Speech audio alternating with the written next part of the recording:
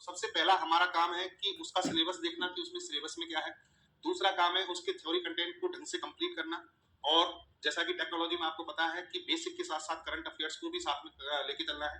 तो हम दोनों चीजें लेके चलेंगे, यानी करंट जो चीजें हैं उनको भी अपडेट करेंगे साथ साथ। और फिर उस जब कंटेंट को पढ़ लिया जाए, थ्योरी जब पढ़ ली जाए, तो उसके बाद उसमें से क्या एमसीक्यू बन सकते हैं, कहां से क्वेश्चन आ सकता है, उसकी प्रैक्टिस करना। और फिर मेंस के अकॉर्डिंग कहां पर संभावित प्रश्न बन सकते हैं लास्ट ईयर के क्वेश्चंस को ध्यान में रखते हुए। और जो भी मतलब स्पेस टेक्नोलॉजी से मान लो उसकी हमें एक आधार लेना है, तो अपन यूपीएससी को भी ले सकते हैं कि आईएएस में क्या क्या पूछा गया है वहां से। तो इन सबको ध्यान में रखते हुए हमें आगे बढ़ना है। ठीक है, तो देखो बेटा, मैं एक तो सिलेबस आपका बता देता हूं कि जो अपना सिलेबस जो है ना, उसमें बहुत सारे टेक्नोलॉजी के चैप्टर दिए हुए हैं। टेक्नोलॉजी जो है उसके बहुत सारे चैप्टर दिए हुए हैं। लास्ट जो मैंने डेमो क्लास डाली थी उसमें पूरा सिलेबस डिस्कशन किया था। कुछ यूनिट ऐसी हैं जो बहुत ज्यादा बड़ी हैं, कुछ टॉपिक ऐसे हैं जो छोटे हैं, कवर सारे करने हैं हमें। तो जैसे कि मान लो एक टॉपिक है स्पेस टेक्नोलॉजी, एक टॉपिक है डिफेंस टेक्नोलॉजी, एक टॉपिक है नैनो टेक्नोलॉजी, एक टॉपिक है आपका आईसीटी यानी इंफॉर्मेशन एंड कम्युनिकेशन टेक्नोलॉजी। इनको लिखने की आवश्यकता नहीं है, सिलेबस की कॉपी आपके पास सबके पास होगी, बस उसको आप क्या करो एक बार देख लो। ICT information and communication technology. एक पार्ट है आपका इलेक्ट्रॉनिक्स, इलेक्ट्रॉनिक्स वाला पार्ट है इलेक्ट्रॉनिक्स एंड रोबोटिक्स। ये पहले सिलेबस में इतना ज्यादा डेप्थ में नहीं था, लेकिन 2021 में इसको पूरी तरह से वेरीफाई कर दिया गया है, दिखा दिया गया है। छठवां पार्ट आपका जैसे कि बायोटेक्नोलॉजी। सातवां पार्ट आपका आप ले सकते हैं, जैसे ईवीएस वाला पार्ट भी यहीं पे आता था पहले, अब ये मेंस में ज्योग्राफी में है, प्री में आपका हमारी साइंस टेक में ही है। ठीक है, ईवीएस एनवायरमेंट साइंस वाला पार्ट हो गया। इसके अलावा basic computer science, computer science ये वाला पार्ट जोड़ा हुआ है। फिर कंप्यूटर साइंस और आईसीटी में बहुत सारी नई चीजें जैसे कि quantum computer, cloud computing, machine learning, artificial intelligence, augmented learning, ये सब जितने भी नए पार्ट जोड़े गए हैं, बहुत ज्यादा चीजें जोड़ी गई हैं। ठीक है, तो उन सबको हमें लेना है, जिसमें आप मैं कह सकता हूं अदर जो अपडेट चीजें हैं, अदर जो चैप्टर्स हैं वो बहुत सारे हैं। इनके सबके नाम लिखना यहाँ पर पॉसिबल भी नहीं है। पॉसिबल तो है, लिख सकते हैं, लेकिन समय क्यों लिखें, क्योंकि सिलेबस आपके पास है। इसके अलावा राजस्थान के रेफरेंस में science and technology, Rajasthan science and tech वाला जो पोर्शन है वो भी हमें कवर करना है कि राजस्थान में क्या क्या पूछा जा सकता है, क्या क्या डेवलपमेंट हो रहे हैं राजस्थान में, इन सब के बारे में भी पूछा जा सकता है। तो ये सारे चैप्टर्स जो हैं वो हमें यहाँ पर कवर करने हैं, और प्री को ध्यान में रखते हुए, मेंस को ध्यान में रखते हुए हमें देखना है। अच्छा, एक चीज और आप समझ लें कि लास्ट ईयर के जो आपके क्वेश्चन हैं, जो पेपर आए हैं, उसके अकॉर्डिंग में साइंस एंड टेक्नोलॉजी का थोड़ी सी इंपॉर्टेंस आपको बता देता हूं। साइंस एंड टेक वाला जो पोर्शन है, साइंस एंड टेक्नोलॉजी जिसमें जनरल साइंस और टेक्नोलॉजी की दोनों की बात कर रहा हूं मैं, अगर आरएस प्री की हम बात करेंगे, आरएस प्री, तो आरएस प्री में लगभग मिनिमम 18 और पिछले पेपर में तो 22 क्वेश्चन थे एनवायरमेंट सहित, 18 से 22 क्वेश्चन आपके आ जाते हैं साइंस एंड टेक्नोलॉजी के। कितने में से कितने क्वेश्चन आते हैं? 150, जिसमें से 18 से 22 क्वेश्चन आपके साइंस टेक के आ रहे हैं। इसका मतलब ये काफी इंपॉर्टेंट है। और 18 से 22 क्वेश्चन जो आ रहे हैं उसमें भी मैं आपको बता दूं, टेक्नोलॉजी के क्वेश्चन लगभग 14 to 15 आएंगे, और जो जनरल साइंस है, जनरल साइंस, इसके लगभग 7 से 8 क्वेश्चन आते हैं, 7 से 8 क्वेश्चन जनरल साइंस के आते हैं। तो टेक्नोलॉजी वाला पोर्शन ज्यादा इंपॉर्टेंट है प्री के पॉइंट ऑफ व्यू से। अगर हम देखें तो मेंस के पॉइंट ऑफ व्यू से देखें, आरएस मेंस की बात करें हम, तो आरएस मेंस में पहले तो 2021 से पहले तो टेक्नोलॉजी का पोर्शन बहुत ही ज्यादा वेटेज रखता था, क्योंकि जनरल साइंस में केवल बायोलॉजी थी, केमिस्ट्री के कुछ टॉपिक थे, फिजिक्स का एक ही चैप्टर था, केमिस्ट्री पूरी नहीं थी, कुछ ही चुनिंदा टॉपिक थे। लेकिन 2021 में सिलेबस चेंज किया, उसमें पूरी केमिस्ट्री, पूरी फिजिक्स, पूरी बायोलॉजी जोड़ दी है, और टेक्नोलॉजी में बहुत कुछ बढ़ा दिया है। तो यहां पर अगर हम बात करें तो टेक और जनरल साइंस का अगर मैं रेशियो निकालूं तो लगभग 60-40 मान के चलिए, यानी 60% क्वेश्चन आपके टेक्नोलॉजी से आएंगे और 40% क्वेश्चन आपके लगभग किससे आएंगे? जनरल साइंस से। ये आपको देखना है, ये आपको ध्यान में रखना है। ठीक है, तो ये तो हो गई बेसिक जो बात थी, जो मैं आपको बताना चाह रहा था। सर आरएस प्री का सिलेबस हिंदी में अपलोड कर देना, बिल्कुल हिंदी में अपलोड हो जाएगा, हिंदी इंग्लिश दोनों लेके चलेंगे। देखिए इंग्लिश वाले जो विद्यार्थी हैं वो, उनके लिए मैं बता दूं, हिंदी में तो हम पढ़ा ही रहे हैं, लेकिन इंग्लिश वाले विद्यार्थी भी यहाँ पर परेशान नहीं होंगे। उनके लिए हम इंग्लिश की मैक्सिमम टर्म्स जो है वो सारी मैं यहाँ पर आपको लिखता चलूंगा साथ साथ। ठीक है, चलिए, तो अब आप देखिए, सबसे पहले आज का मेरा जो टॉपिक होगा वो होगा स्पेस टेक्नोलॉजी। स्पेस टेक्नोलॉजी हम पढ़ रहे हैं अभी। अंतरिक्ष प्रौद्योगिकी,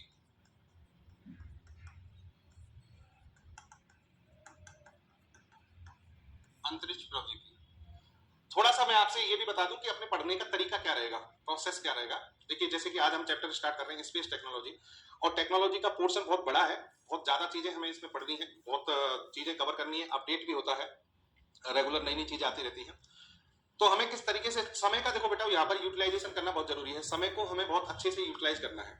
तो कैसे यूटिलाइज करेंगे यहाँ पर वो समझिए आप, कि हमें क्लास कैसे चलेगी, यानी क्लास में आपको पढ़ाना कैसे है। इसमें होगा ये कि पहली बात तो जो जरूरी चीजें हैं, बेसिक चीजें हैं, वो मैं यहाँ पर लिखता चलूंगा, समझाऊंगा तो सारी चीजें, एक्सप्लेन तो हमें सारा कुछ करना है यहाँ पर, लेकिन जो बेसिक चीजें हैं उनको यहाँ पर हम लिखते चलेंगे। कुछ चीजें ऐसी होंगी जिनको मान लीजिए कि बोर्ड पे लिखने की आवश्यकता नहीं है, कंटेंट थ्योरेटिकल पार्ट है, एक्चुअल पार्ट है, तो उसकी हो सकता है हम पीपीटी भी बना लेंगे। जो कंसेप्चुअल चीजें जो समझाने की हैं, लिखने की हैं, वो यहाँ पे लिखते चलेंगे। ठीक है, साथ साथ आपको नोट करना है, साथ साथ आपको लिखना है। ऐसा नहीं होगा कि मैं आपको क्या करूं कि मैं बोलता जा रहा हूं और आप लिखिए, ऐसा नहीं। मैं बोर्ड पे सारी चीजें लिखूंगा, उनको साथ साथ आपको क्या करना है, ऐड करते जाना है। अपनी कॉपी में पेन कॉपी लेके बैठिए, और पूरा तीनों आपकी जो इंद्रियां है ना, कौन सी, ये सुनने वाली, देखने वाली और लिखने वाली, सारी इंद्रियों को आप अपने इस पर लगा दीजिए, क्लास पे फोकस कर दीजिए। ठीक है, और ये बिल्कुल रिकॉर्ड क्लास होगी, बिल्कुल ऑनलाइन। जब ये लाइव क्लास हो रही है तो उसके बाद ये रिकॉर्ड में कन्वर्ट हो जाती है, बाद में आप इसको रिकॉर्ड फॉर्म में देख सकते हैं। ओके, चलिए तो देखिए स्पेस टेक्नोलॉजी पहला टॉपिक है। सबसे पहला हमारा काम होना चाहिए कि स्पेस टेक्नोलॉजी में भी क्या क्या पढ़ना है, सिलेबस में क्या क्या आता है, स्पेस टेक्नोलॉजी में क्या क्या चीजें हैं जो आपके सिलेबस में दे रखी हैं, और वो हमें किस तरीके से पढ़नी है, हमारा पढ़ने का तरीका क्या रहेगा। तो मैं आपको बता दूं कि स्पेस टेक्नोलॉजी में आपके सिलेबस में आरपीएससी ने जो भी स्पेस टेक्नोलॉजी का बेसिक कंटेंट होता है वो सारा दे रखा है। जैसे कि स्पेस टेक्नोलॉजी का परिचय, भारत में स्पेस प्रोग्राम का डेवलपमेंट, भारत में यानी अंतरिक्ष कार्यक्रम, अंतरिक्ष विकास कार्यक्रम किस तरीके से हुआ, आपके जितने भी प्रक्षेपण यान हैं, रॉकेट हैं, वो सभी सिलेबस में है। इसके अलावा इन्होंने रिमोट सेंसिंग प्रोग्राम और सैटेलाइट से रिलेटेड जितने भी काम भारत में हुआ है उन सभी के बारे में आपसे पूछा है।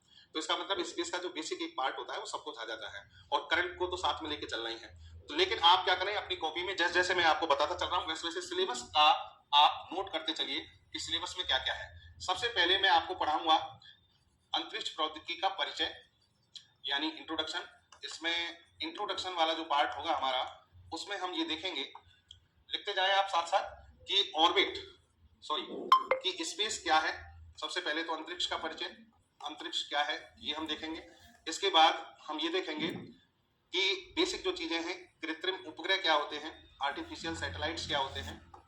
कृत्रिम उपग्रह यानी artificial satellite, what is space, what is artificial satellites, orbit यानी कक्षाएं क्या होती हैं जहां पर ये छोड़े जाते हैं, कक्षाओं के प्रकार, टाइप्स ऑफ ऑर्बिट। ये सब चीजें फर्स्ट वाले सेगमेंट में जिसमें कि हम पढ़ेंगे, ये सबसे बेसिक पार्ट होगा, और इससे इस चैप्टर की भूमिका बनेगी, इस चैप्टर का आधार बनेगा कि इसमें वास्तव में कैसे सैटेलाइट कहां पर छोड़े जाते हैं, कहां रॉकेट की आवश्यकता होती है, ये सब चीजें हमें यहां से क्लियर होंगी। ठीक है, दूसरा पार्ट मेरा बेटा, परिचय के बाद एक पार्ट हमारा ये भी होना चाहिए कि अंतरिक्ष संबंधी जितनी भी संस्थाएं हैं, संस्थाएं उनके बारे में, इंस्टीट्यूट्स कौन कौन सी संस्थाएं हैं उनके बारे में भी पढ़ना है। जैसे कि आपने इसरो का नाम सुना होगा, आपने IAC का नाम सुना होगा, इसरो एप्लीकेशन सेंटर, आपने SDSC Satish Dhawan space centre, इनकी फुल फॉर्म लिखने की जरूरत नहीं है, सारी चीजें हम पढ़ेंगे। SDSC Satish Dhawan space centre, MCF master control facility centre, BSSC Vikram Sarabhai space centre, बहुत सारी है। इन सबको हम क्या करेंगे, एक पीपीटी बनाएंगे, और पीपीटी के थ्रू आप तक इसका कंटेंट समझा देंगे आपको कोई, क्योंकि इसको अगर हम लिखेंगे, ये थ्योरेटिकल फैक्चुअल कंटेंट है, इसमें समय ज्यादा हम नहीं लेंगे। इसरो है, IAC है, इन सबका डिटेल में हम डिस्कशन जरूर करेंगे, लेकिन कंटेंट आपको पीपीटी के थ्रू बता देंगे। बाकी ये सब समझने की चीजें, इनको हम बाकायदा यहाँ पर लिखेंगे। ठीक है, संस्थाएं। इसके बाद तीसरा टॉपिक होगा मेरा प्रक्षेपण यान प्रौद्योगिकी, प्रक्षेपण यान प्रौद्योगिकी। और प्रक्षेपण यान प्रौद्योगिकी का मतलब होता है launch vehicle technology, launch vehicle technology. Satellites को छोड़ने के लिए जिन व्हीकल्स का उपयोग किया जाता है उनको हम क्या कहते हैं, लॉन्च व्हीकल। और वास्तव में ये क्या होते हैं, वास्तव में ये रॉकेट होते हैं। यानी भारत में कितने टाइप के रॉकेट हैं, पहले तो रॉकेट क्या है, रॉकेट का सिद्धांत क्या है, किस सिद्धांत पे काम करता है रॉकेट, किस तरीके से काम करता है, ये सब देखेंगे हम। यानी इसका सिद्धांत एवं कार्य प्रणाली,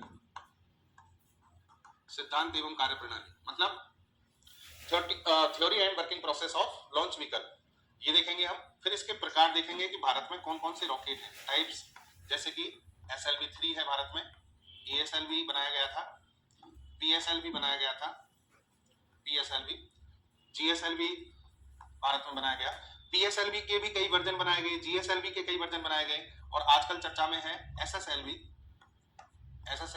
SSLV के 2 प्रक्षेपण हो चुके हैं, आपके ध्यान में होगा, SSLV-D1, SSLV-D2, इन सब के बारे में। और एक पार्ट RLV तकनीक क्या होती है, इसका भी भारत ने अभी परीक्षण किया है, रीयूजेबल लॉन्च व्हीकल। तो ये सब रॉकेट है, ये रॉकेट है। तो इन रॉकेट में कार्यप्रणाली या इनके सैद्धांतिक रूप से इनमें क्या अंतर है, इनकी संरचना क्या होती है, भारत किसका विकास भारत ने कब किया, किस स्तर पर पहुंचे हैं, ये सब हम बात कर रहे हैं।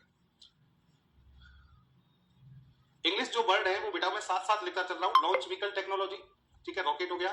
सिद्धांत एंड कार्यप्रणाली, यानी हम इसमें क्या कर रहे हैं, थ्योरी एंड वर्किंग प्रोसेस और टाइप्स, ये सब चीजें हम साथ साथ बोलते चलेंगे।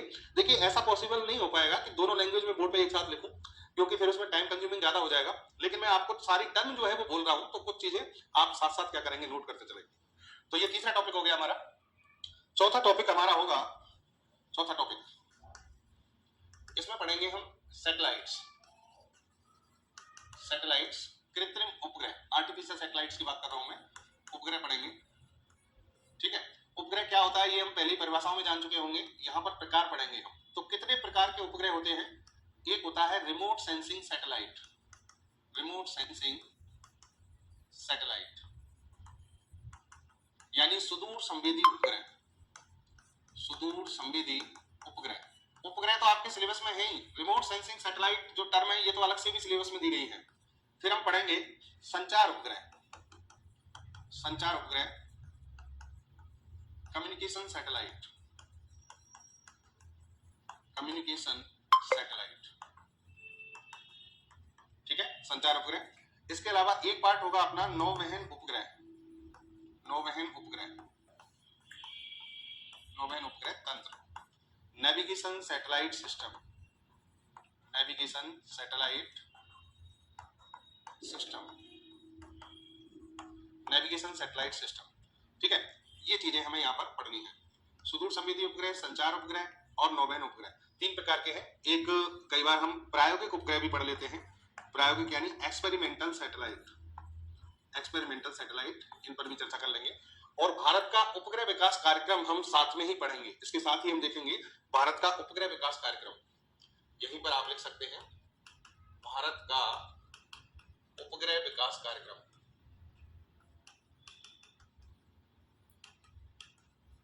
Space development programme of India, और इसमें देखिए बेटा मैं एक आपको ब्रीफ डिस्कशन दूंगा, कहां से लेकर 1947 से लेकर एक टाइम देखेंगे हम 1962 का, क्योंकि 1947 में भारत आजाद हुआ, 1962 में एक कमेटी गठित की गई थी जो भारत में स्पेस टेक्नोलॉजी के क्षेत्र में सबसे पहली कमेटी है, जिसका नाम था इनकोस्पार, इनकोस्पार, ठीक है, Indian national committee for space research programme, Indian national committee for space research programme.